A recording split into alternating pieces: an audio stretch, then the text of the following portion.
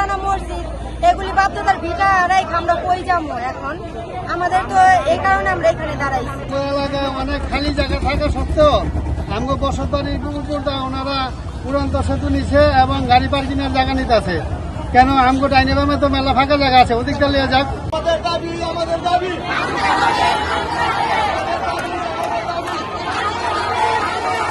আমাদের বাপদাদার সম্পত্তি আচ্ছা পূর্বকালে 14 বছরের আগে 14 পুস্তানের আগে এই বাড়ি ঘর বাড়ি আমরা বসতি করছি। আজকে এখানে আমাদের দেশবাসী ভাই বোনেরা কই লয়ে যাবো আমরা? আমরা কই থাকবো? আমরা কি করবো? আমরা কই যাবো সেটা বলেন। আমাদের সেই দাবিতে আজকে আমরা উঠে নেমেছি। ভাই বোনকে লয়া, মা বোনকে লয়া, স্কুলের ছাত্র ছাত্রীকে লয়া আমরা আজকে রুটে নেমেছি। এই আমরা দেশবাসী কেউ আমরা লড়বো না, লড়বো না।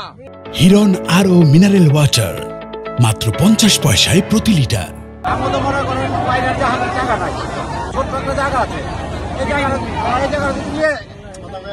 এই জায়গাটা যদি এমন নিয়ে নেয় তা আমরা কই গিয়ে ঠাইলাম। আর কথা কোনটা ওই এই জায়গাটা যদি এমন লয়ে জায়গা এমন আছে আমার আত্মীয় স্বজন থেকে আরো জায়গায় যাইতে হইব।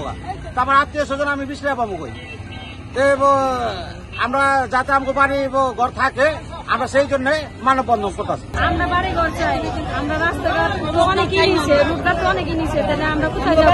আমাদের বাড়ি ঘর থাকার লাগবো, আমরা রুটঘাট চাই না। আমাদের পুরানা মন্দির, অনেক বছরের মন্দির, ব্রিটিশ আমলের মন্দির, আমরা কই থাকবো মানে বাড়ি ঘর হালাতে?